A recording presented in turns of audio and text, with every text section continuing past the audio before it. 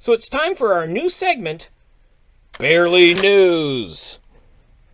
Barely News. Police in Adelaide were called to a 5-car pileup caused when a koala drove a vehicle across a 6-lane freeway, stopping only after the car hit the highway divider. As a bear who drives a 5-speed manual transmission in the most congested city in Canada, all I have to say about this is, what a bloody amateur! Seriously, mate! Get back in the trees and leave the driving to bears that know what they're doing. Ugh. Barely News. Last February, Ontario Premier Doug Ford went to Texas and met with executives of 7-Eleven, and now the company has applied to the Alcohol and Gaming Commission of Ontario for restaurant-type licenses to serve beer and wine in its 61 Ontario locations. Joining me now is Appy for 7-Eleven Canada. Is this thing on? Dude, shut. Okay, so the application says restaurant-type licenses, meaning you'll be needing a dining area. No, this application says bar. What possible reason can you give for 7-Eleven serving alcohol in stores? Dude, we're all about convenience, like saving steps. And? Dude, vodka Slurpees, come on, huh? You're already doing it, we just want you doing it in store. Yeah, but... Then you can grab some taquitos and a coffee to go, only at 7-Eleven, dude. We are verily near the end of civilization. Don't I know it, rock on, rock on. 7-Eleven Appy, ladies and gentlemen.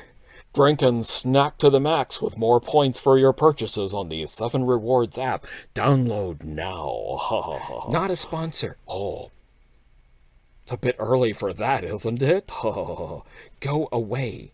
Dude, not chill. Yeah, go away. Oh, fine.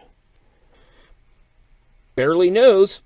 Oh, and speaking of Texas, this week had Texas Senator Ted Cruz slinking off to a Mexico resort just before a freak snowstorm slammed into Texas and killed people.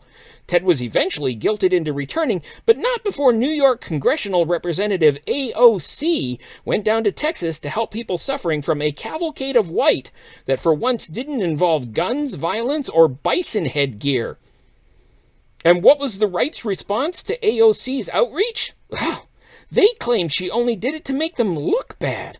Seriously, conservatives? If you don't want the left making you look bad, maybe try contributing to society instead of leeching whatever wealth you can off it.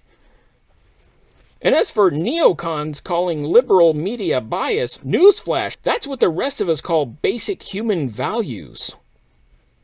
Barely News. Nation, I'm a complex creature. Sometimes I like to be goofy and other times serious, but most of the time I'm curious. So today I thought we'd take a few moments to explore one of those stories that most Canadians sort of know something about, but maybe aren't following in a new sub-segment of Barely News I call Barely In-Depth. The first Barely News Barely In-Depth item brought up by the squirrels was the 2 Michaels. I'm being told we're going now to our foreign correspondent, Marty Mole in Beijing. Beijing? Really? Isn't there a travel ban on right now? Marty, are you there? Duza, can you hear me? Marty! Duza! Marty? Duza! Can we hear him? Can he hear us?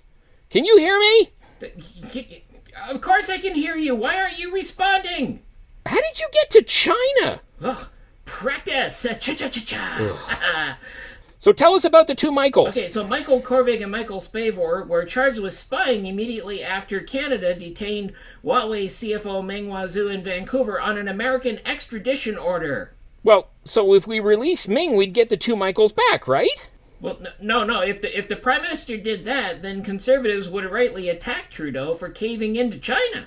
Then why don't we give Ming to America so it's their problem?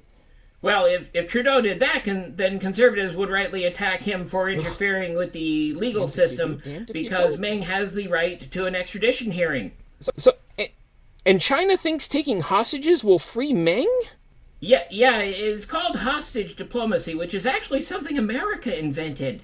But why would China drag it out? Well, They don't want Meng sent to the U.S. and believe Trudeau will cave into pressure put on his government by people wanting the two Michaels released. Okay, but if it's before the courts and the Prime Minister shouldn't interfere with those, then surely no one actually expects Trudeau to do anything, do they? Well, they've managed to get more than 19 people to demand that Trudeau release Meng using, Ed Broadbent, Conservative Senator Hugh Segal, and even former Green Party leader Elizabeth May. Where does Erin O'Toole stand on all this? When? No, I said where. Yeah, well, where Erin O'Toole stands on anything depends on when you're talking about. Last year he was attacking Trudeau for not standing up to China. Then he was attacking Trudeau for not getting the two Michaels released. Seriously? Then he was demanding Trudeau ban Chinese 5G technology. Okay, so he's useless. What about the Americans? We detained Meng for Trump. Didn't he help with the two Michaels? Well, okay, so Trump repeatedly promised to help Canada get the two Michaels released, but it turns out he did nothing. Big surprise.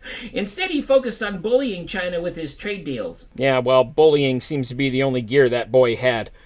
Okay, so now he's gone. Where is the story of the two Michaels at now? Well, oddly, we made a lot of progress after the last cabinet shuffle put Canada's first astronaut, Marc Garneau, into foreign affairs. It didn't seem obvious at first, but Garneau's time leading the Canadian Space Agency gives him connections to China's scientific community, and being an emerging superpower, well, China's not immune to the stardust that astronauts generate, Well, that's great. Yeah.